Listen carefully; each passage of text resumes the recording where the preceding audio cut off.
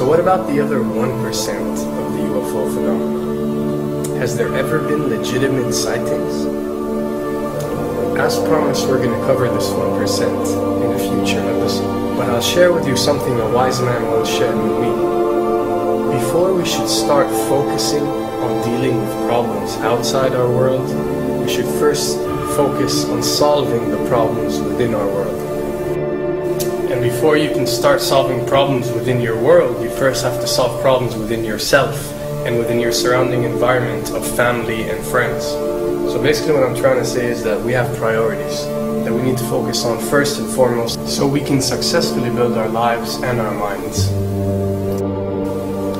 Now, it's no secret that the difference between what the government knows about UFOs and aliens and what is shared or released to the public is extremely enormous. And unfortunately, governments and several organizations on Earth are taking advantage of the UFO phenomenon to achieve worldly agendas.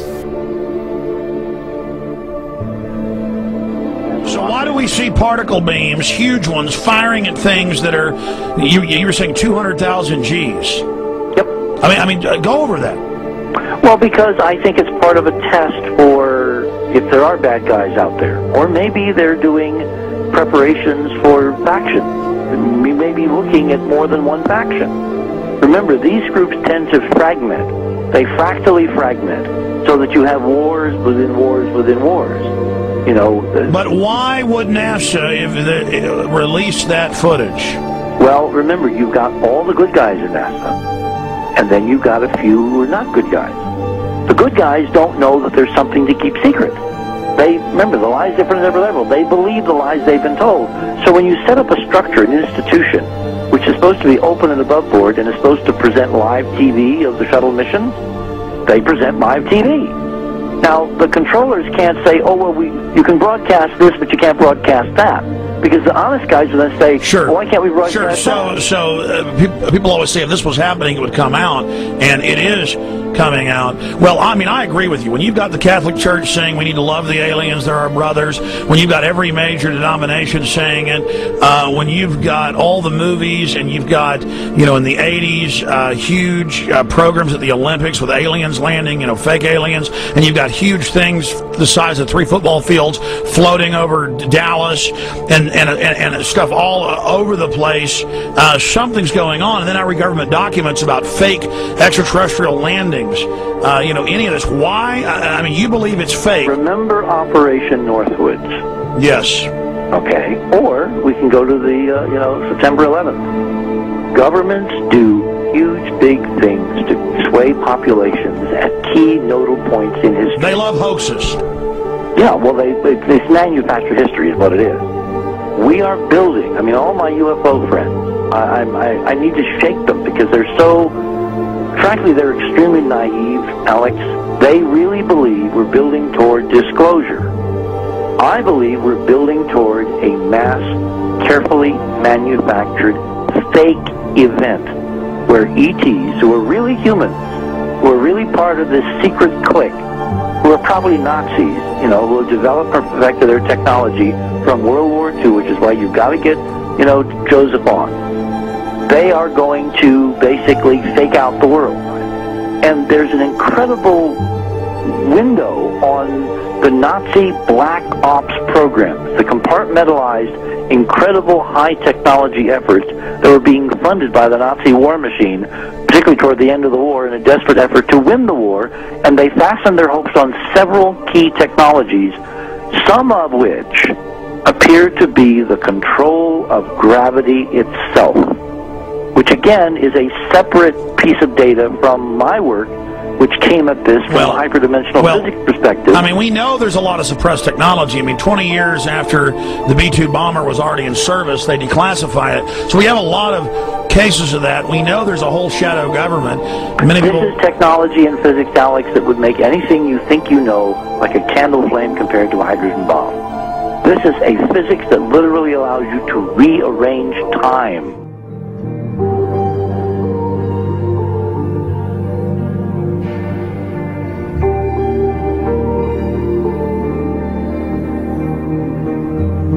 with. But I mean, imagine you've got all these compartments in these pyramids, pyramids within pyramids of compartmentalization. That's why that's the New World Order symbol.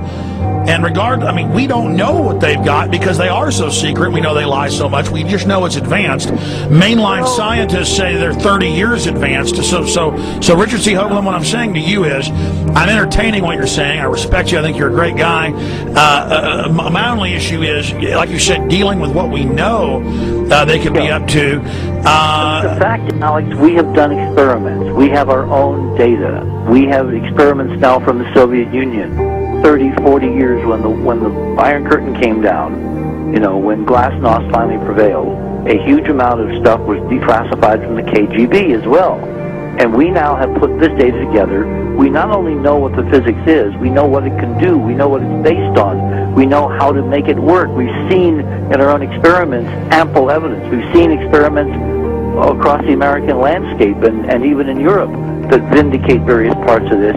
And the latest thing I'm working on, it looks like von Braun himself was deeply involved in some of this early physics experimentation, but they're keeping all the good stuff for themselves. The reason is that if we got access to the good stuff, if we got access to the technologies, the energy, you know, we wouldn't be worried about $4, $5 a gallon gas or $10 a gallon gas. We would live like people are supposed to live, all 6 billion of us who could live lightly on the earth, Alex, with this technology. And live longer, Absolutely, and better, and, you know, you could live to 200-300 and have the virility of your 20s and 30s. There's extraordinary medical breakthroughs, there's extraordinary physics breakthroughs, technology breakthroughs, energy. It's all been kept away. Think about it. We're already on a planet hurtling through space, all these wonders around you, and you've been taught it's bizarre to question, and that's because there's so many kooks in the alternative movement who do talk about ridiculous, you know, Hollywood-style green men, instead of really looking at the shadow government and all these crazy secret societies that are admittedly running NASA and the shadow government. Now, ladies and gentlemen, during this talk that I'm going to give you, I'm going to explain to you the history of this phenomenon, who the secret government really is, and I will name them by name, beginning group, the study group. I will tell you who they are today. I'm going to tell you what this is all about. I'm going to tell you who's selling drugs to your children, and I'm going to tell you why the United States government is afraid for you to find out what the truth is regarding UFOs.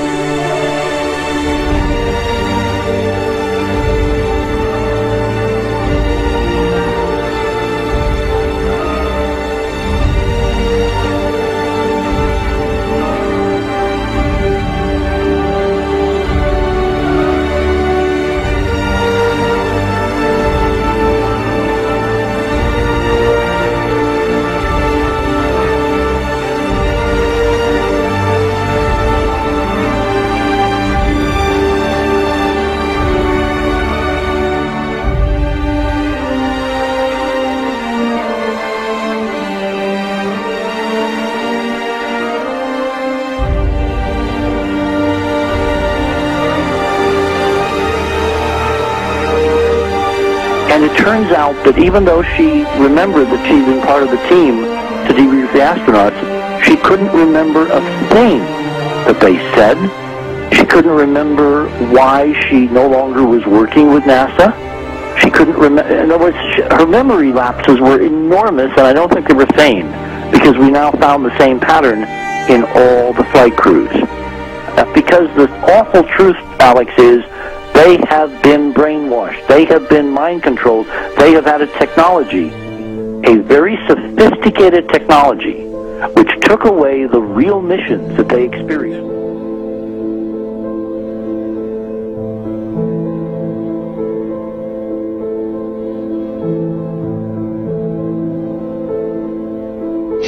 Sorry.